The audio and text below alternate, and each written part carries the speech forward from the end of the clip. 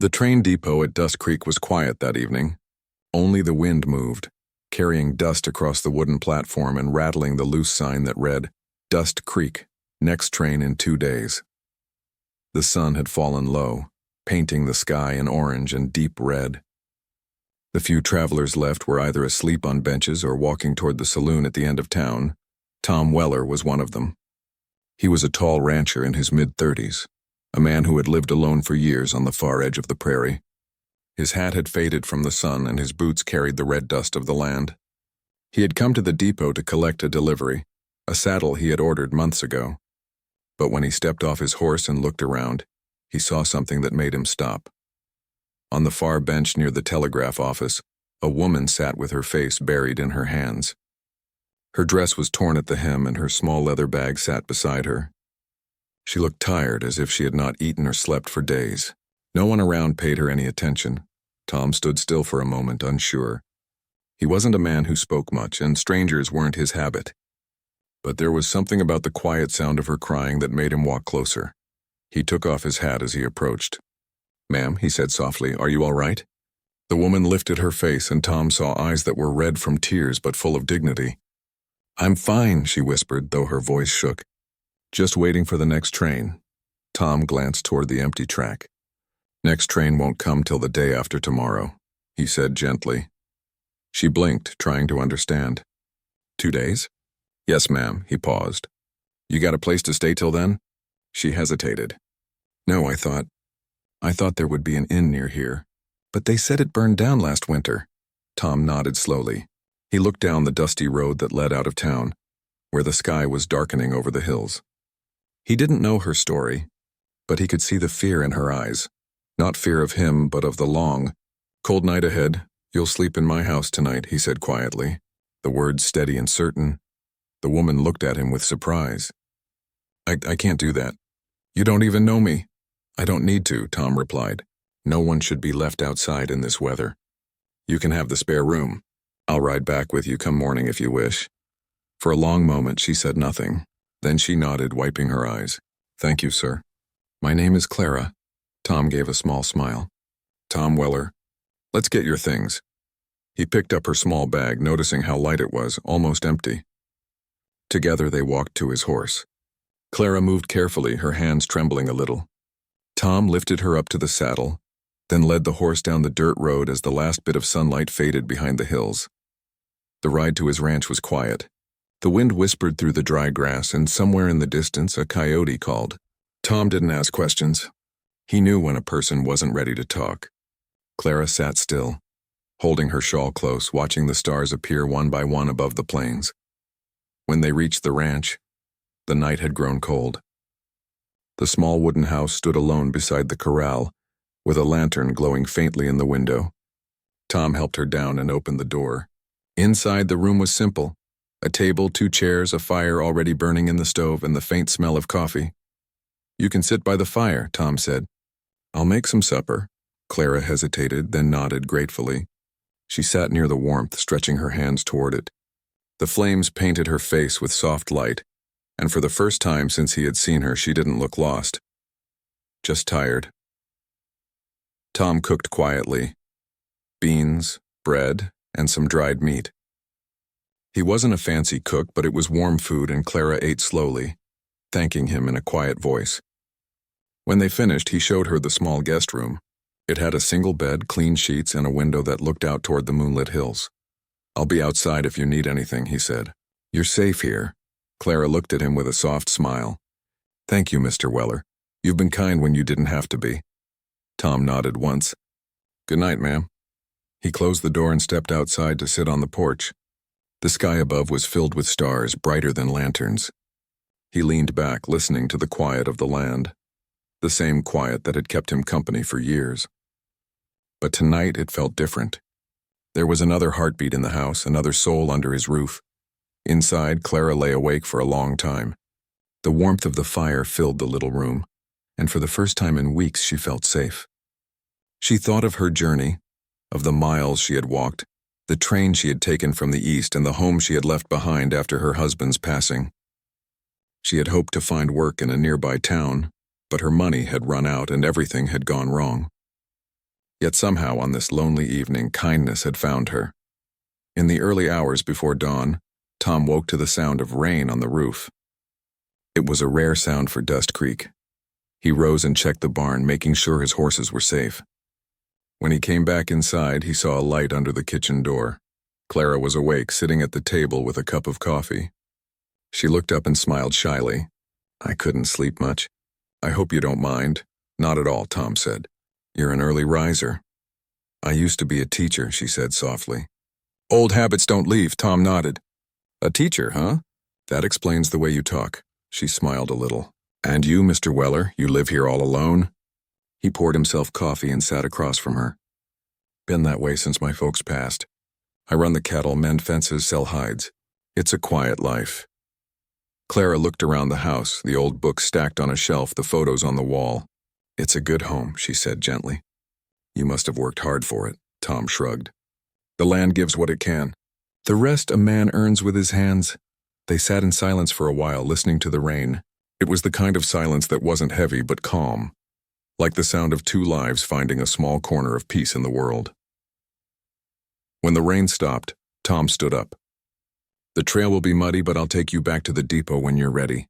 Clara looked down at her cup, then back at him. "You've already done too much for me. I'll find my own way once the sun comes up." Tom shook his head slightly. "A woman traveling alone in these parts? That's not safe." "I'll see you there." Clara didn't argue. She just smiled quietly, the kind of smile that says more than words. As the first light of morning touched the hills, Tom saddled his horse again. The air smelled of wet earth and the sky was clear. Clara came out of the house, her bag in hand, and stopped at the door. "Thank you, Mr. Weller," she said softly. "I won't forget your kindness." Tom looked at her, his eyes steady and kind. "Safe travels, ma'am. The world could use more people like you." She shook her head.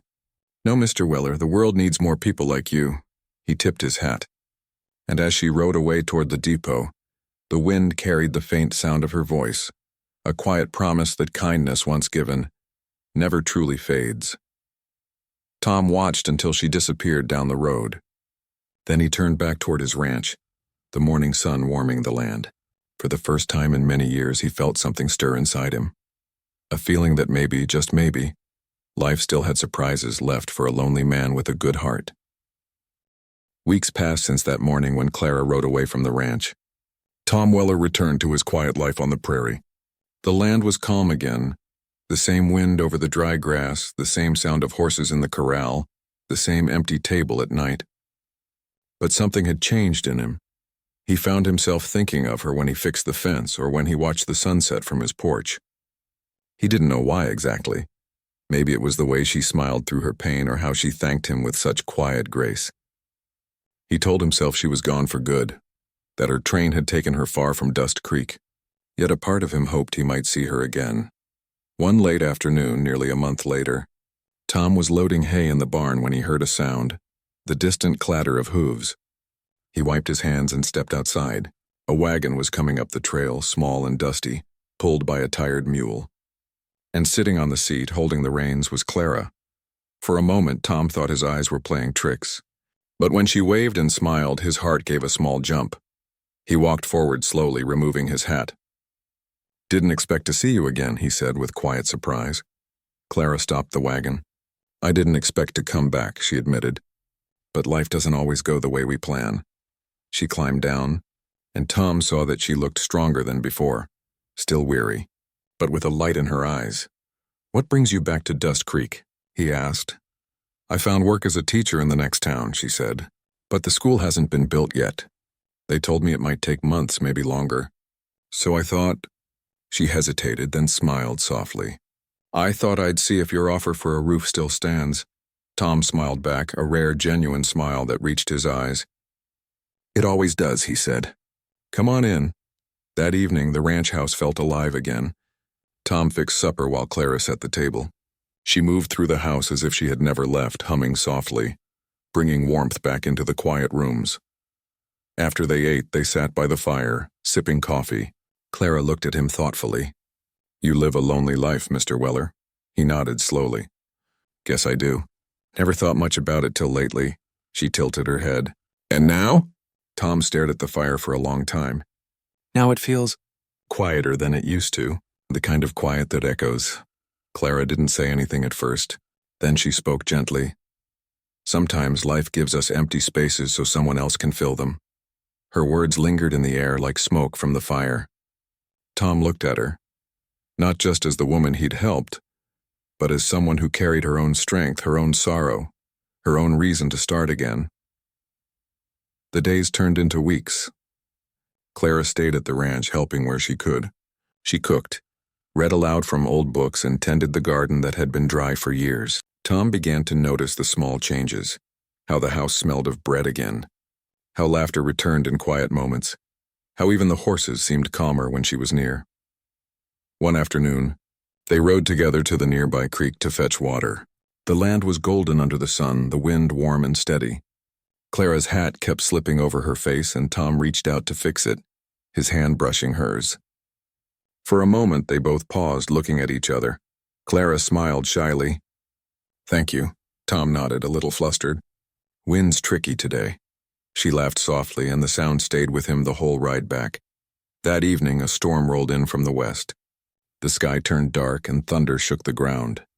Tom went out to secure the barn doors, but the rain came fast. Clara stood at the porch holding a lantern, calling out to him. "Tom, come inside." By the time he reached the porch, he was soaked. Clara grabbed a towel and handed it to him, her eyes full of concern. "You'll catch cold," she said, half laughing. "I've had worse," he replied with a smile. "You worry too much." "Someone has to," she said softly. They stood close, the storm roaring outside. The firelight flickered behind them, and for a moment, time felt still.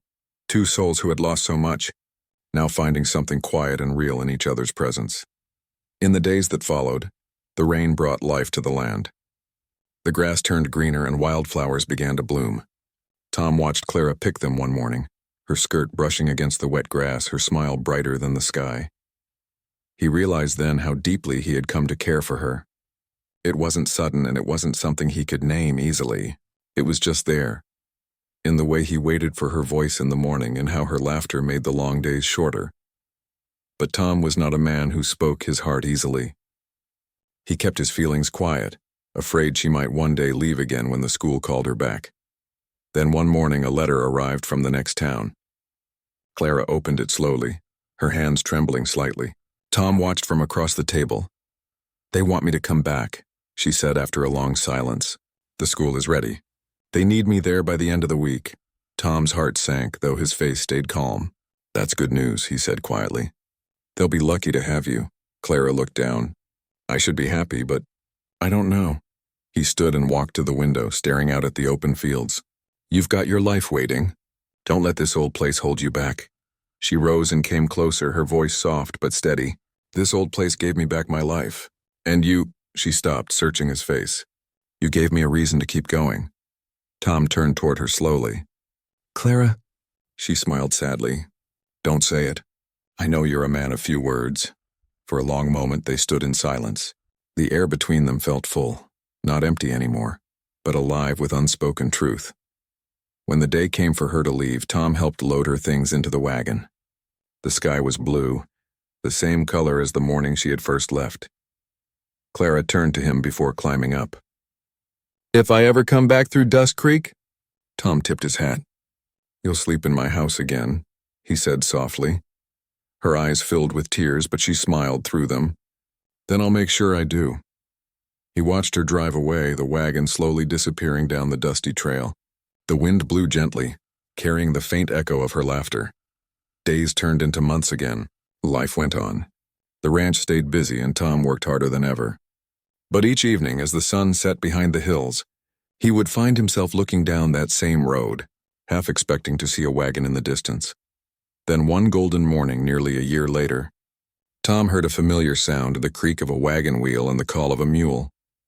He stepped outside, heart pounding, and there she was, Clara, sitting on the seat smiling, holding a small wooden box on her lap.